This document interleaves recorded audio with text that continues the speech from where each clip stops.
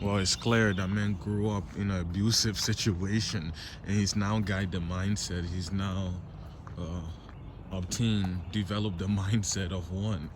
Men did not grow up in a happy family. He doesn't know what it's like to be in a healthy, happy, functional family structure under that. I mean, the next up reiteration or expansion of it is he doesn't know what it's like to grow up in such a family as is equivalent to a state, as is equivalent to a country and to a globe. They didn't want to go that far, but of course, knowing that I had that in reserve. Because he never grew up under the situation, he doesn't know what that experience is like. So when one interacts with men from the disposition of enlightened, they are frazzled because they're in the most cliche way is that the theme has already been captured by the artist that there will be the moment where uh, the thing that came to rescue the thing wouldn't recognize its rescuer. And then that's a motif that plays up and it goes up in movies, and also it tells about itself in a Bible, one of the Bible tales of Moses and so forth, and the Israelites. A very similar theme plays through. I mean, these are pockets of themes, and you're collecting them. It's like you're collecting themes of infinity stones, and it all starts to connect, and it should make sense.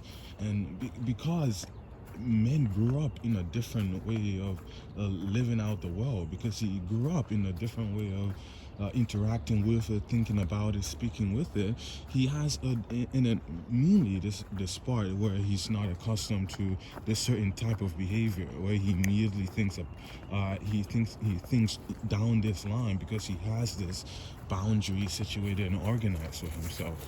But in fact, he acts just as he should act, as you expect him to, given his destination, given his origin.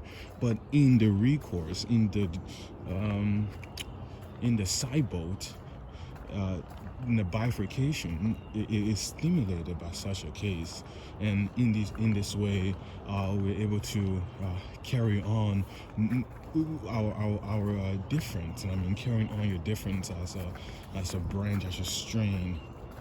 Man is metronomic.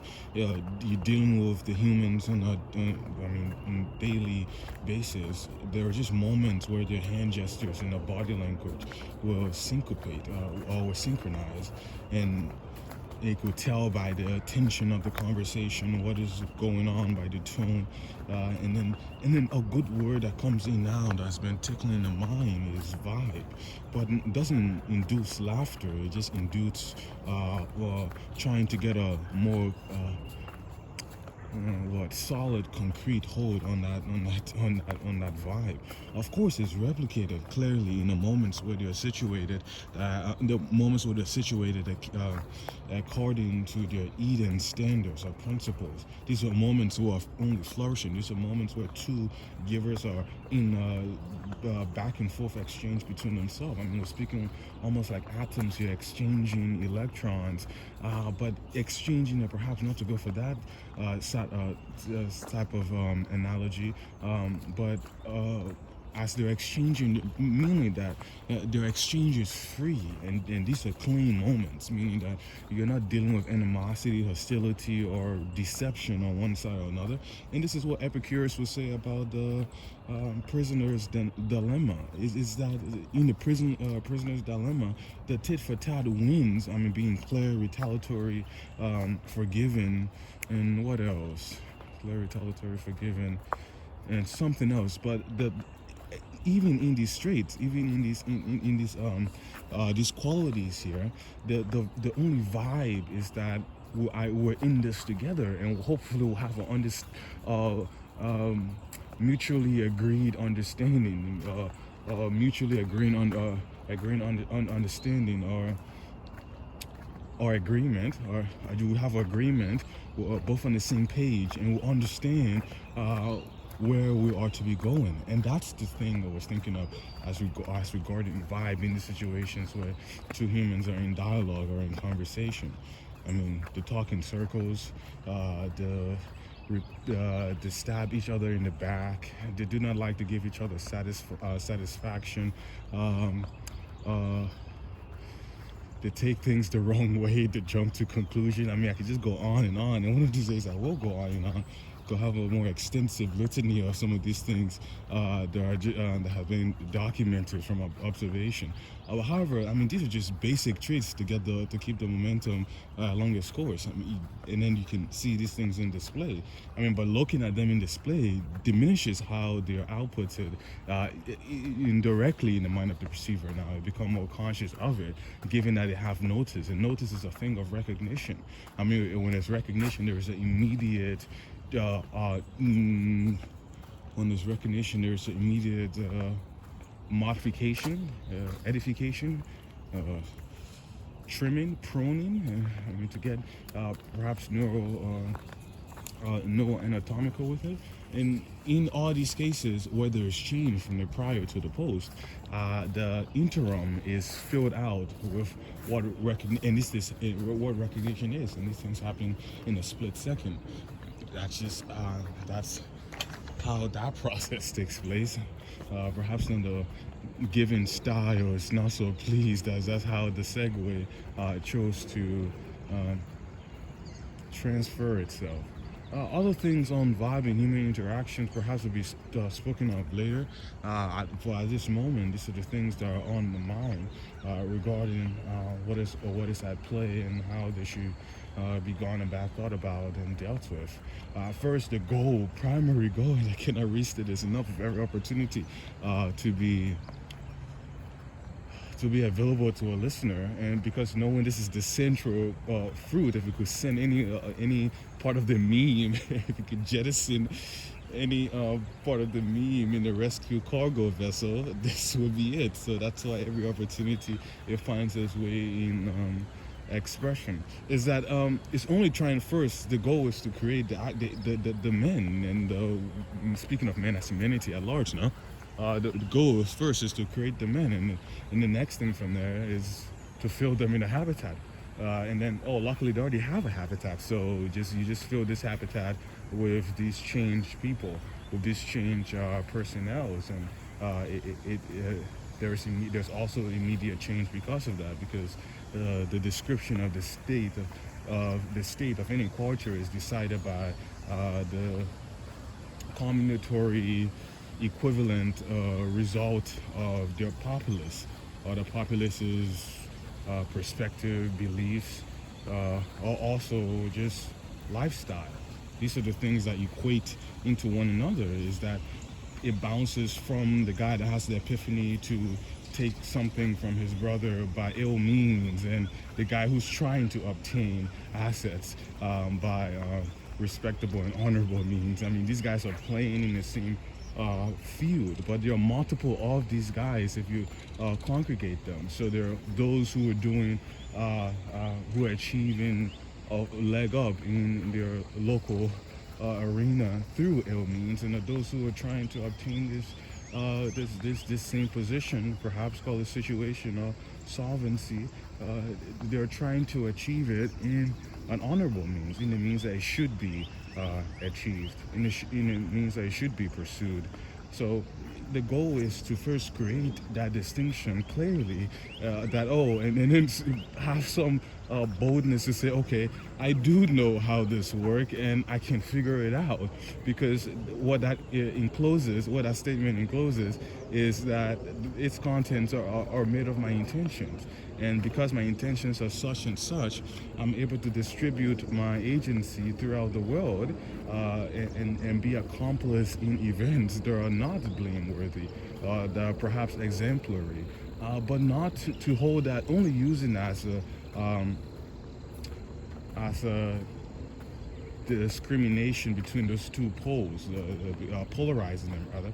The division is due simply to those facts that you're in different poles, rather not that one is of it and one has someone as ostentatiously holding or claiming and writing, and to continue down the line that it perceives to be the truth, is that in the fact that man is chosen for this, for the fact that he can change his mind, for the fact that on one side of the pole he has actions that are taken on this way, and he's trying to claim, and he's not trying to claim blame to them.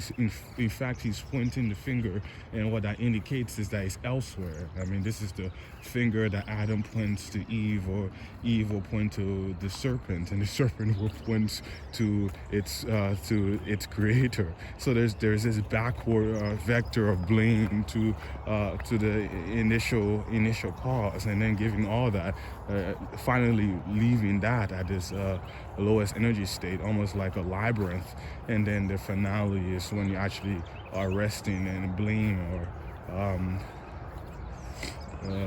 how you call it, blame is resting in the hands of its creator, and then there is situated, and then from there things just happen to be what they happen to become, and what they happen to have become. And but in this moment where we are presently, where the humans are presently, they have that ability to create distinctions between themselves. And I mean, distinctions and segregation, this is necessary segregation. The idea perhaps was tainted by this most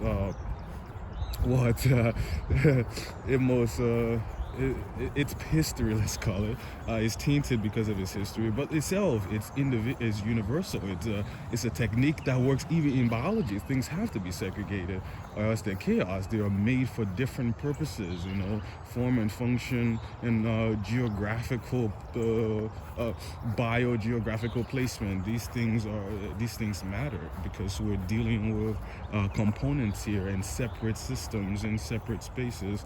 So segregation is a part of it. I mean, this is not an argument condoning segregation where it's not appropriate. I mean, because it can trace it this way to almost like a trick chess move. We can say segregation, if it's included in the things that are necessary for men's sustenance, growth, replenishment, and peace of mind. Let's really emphasize on peace of mind because we'll relate to it later. And peace of mind, then these things are acceptable in the landscape of the collection of truths. And then in there, segregation is one of them, because what that provides an individual is a space with like-minded individual, and what could be more calming, tranquil to the mind, other than that, being surrounded by like-minded individual. Because what this means, not to switch it, to convert it into its more terrestrial illustration, that you're dealing with humans that know that you're about to turn on the left lane and not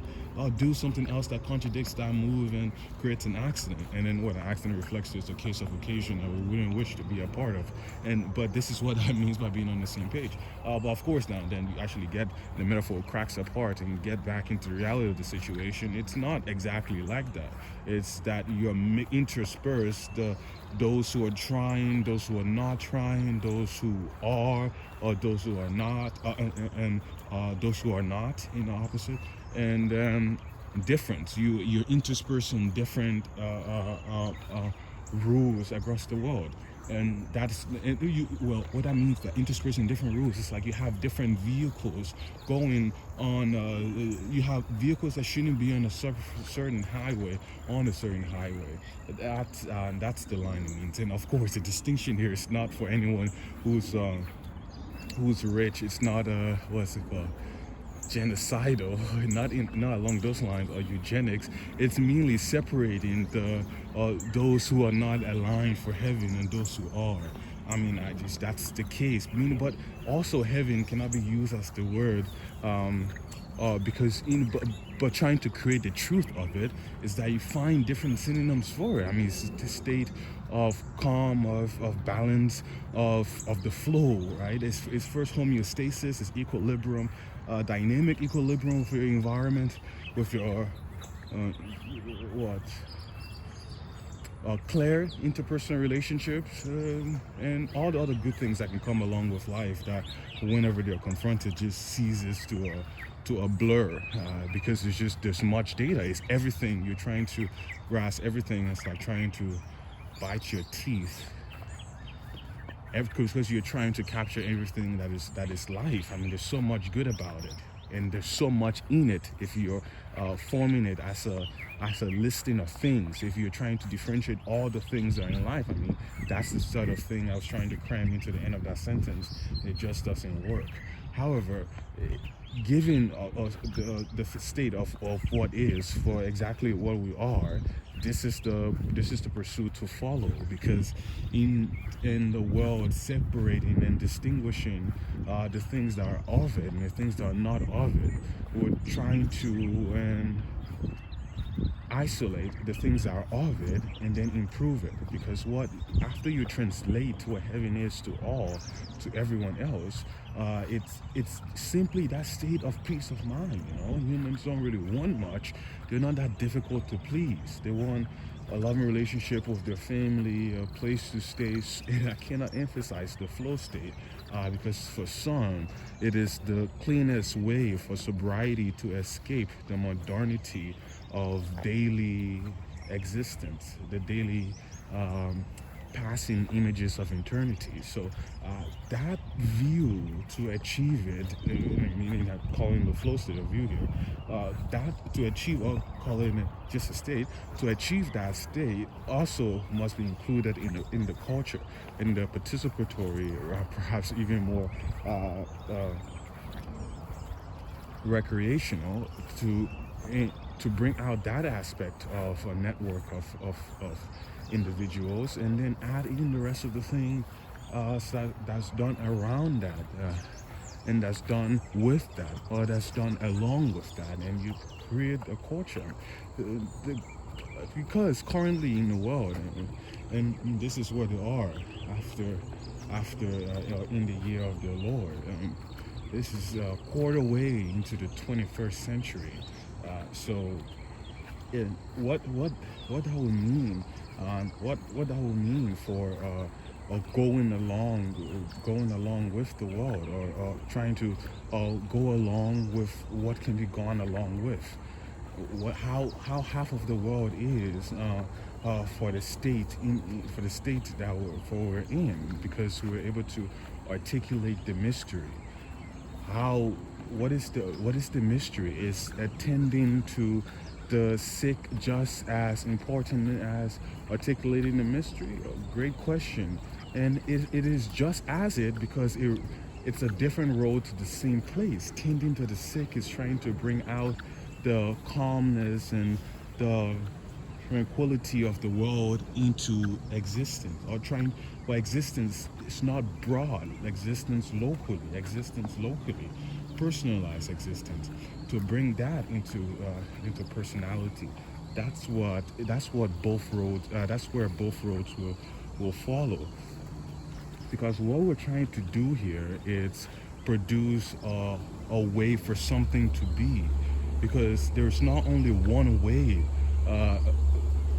Even still holding this thought of for it to flee with the rest of the reposits, or the deposits, it's that not only for we to be, because where we were prior, the what's achievable, we can achieve, what belongs to us, as far as we can conceptualize it and hold it and bring it under discussion.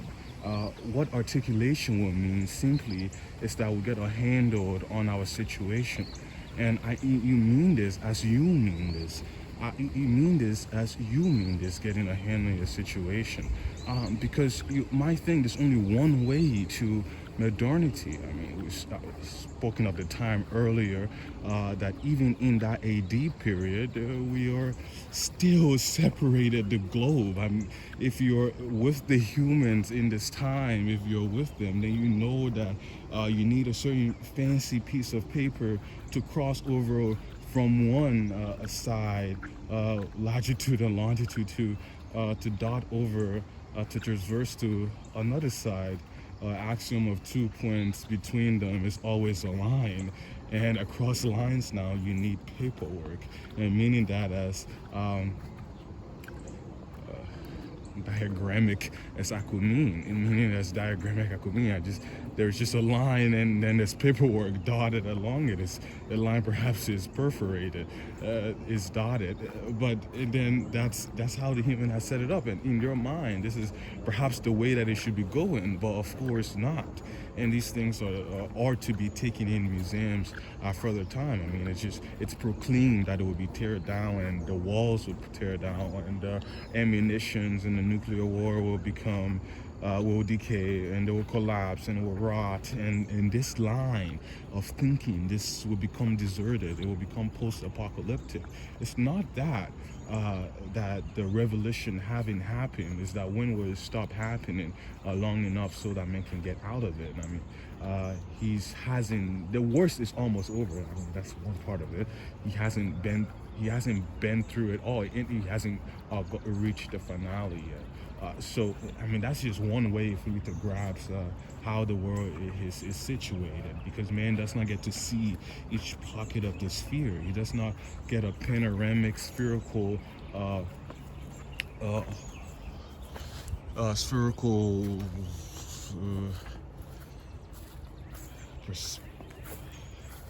observance inspection. He does not get he does not get that panoramic spherical disclosure on it. He does not get that panoramic spherical inspection on it, or and then along those lines. But he's missing out. I mean, he's not playing with the world as he should. He doesn't have full access to it.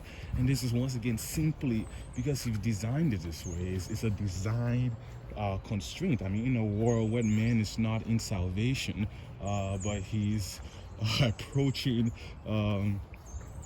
catastrophe, as catastrophe is jostling its way alongside education.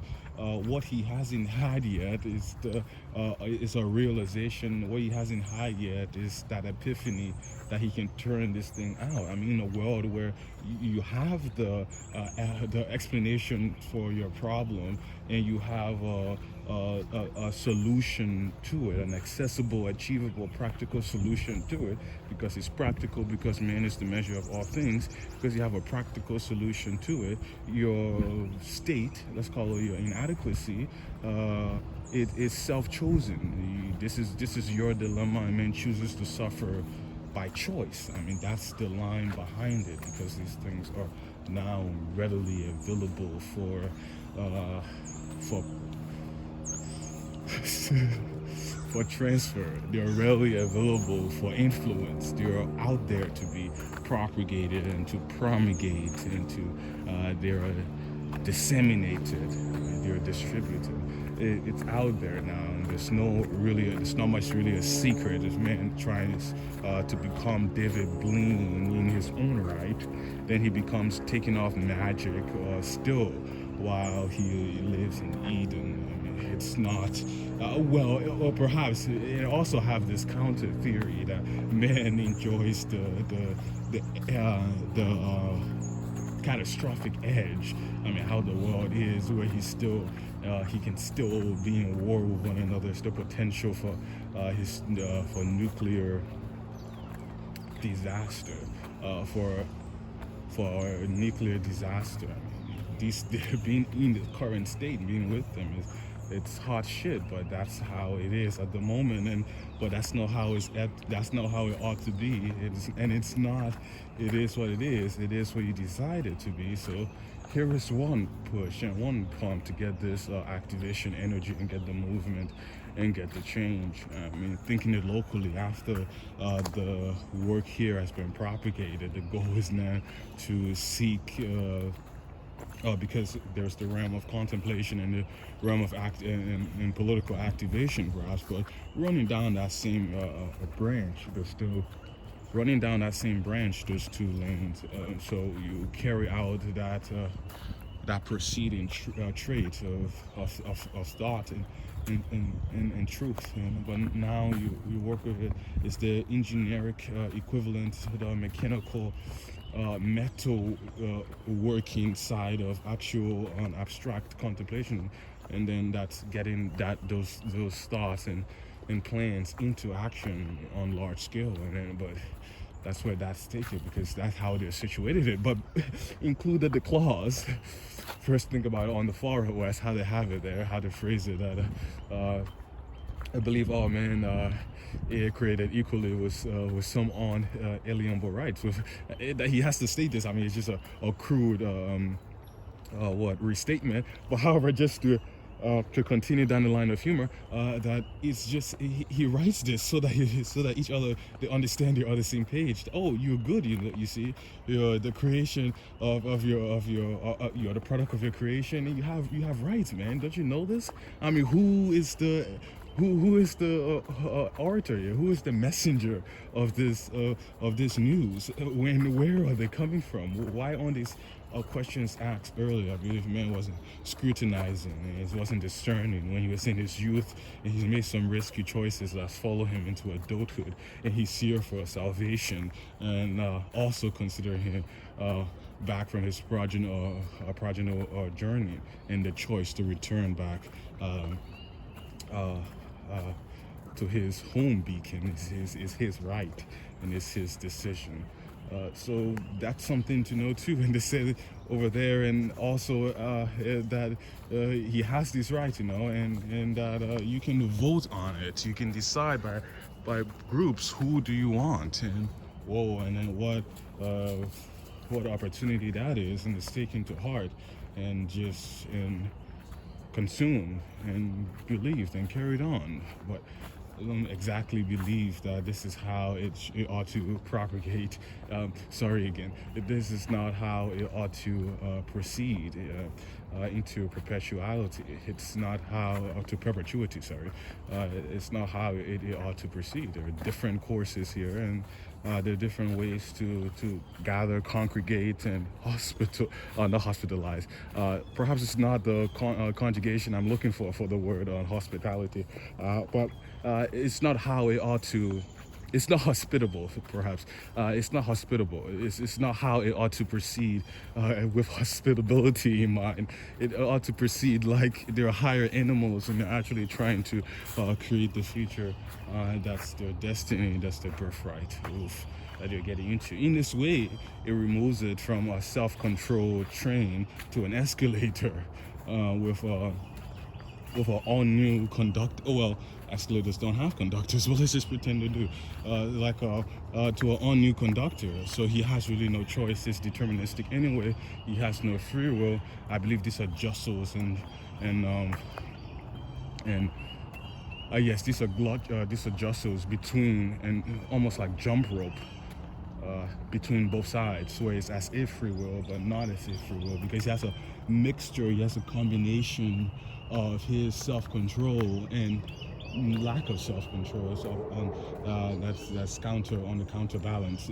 That's the jostle between it. So he's as if both, as he is as if both, because it seems as if both, and it is as if both. Then at the end, at the third of the first two, if it seems it, and it's thought of as is, and it has reason to be it, then it is it, because it's as far as we can say it, or we can just leave it as the things that we know for sure that it is.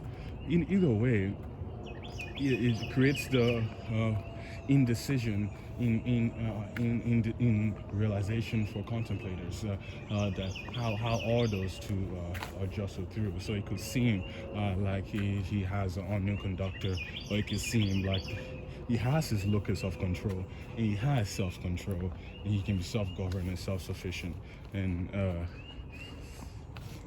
self-improving. He's self-God, and that's the key towards the end there. And then after he becomes self-God, then that's it. Then we'll move on to the other things of thought and think and speak.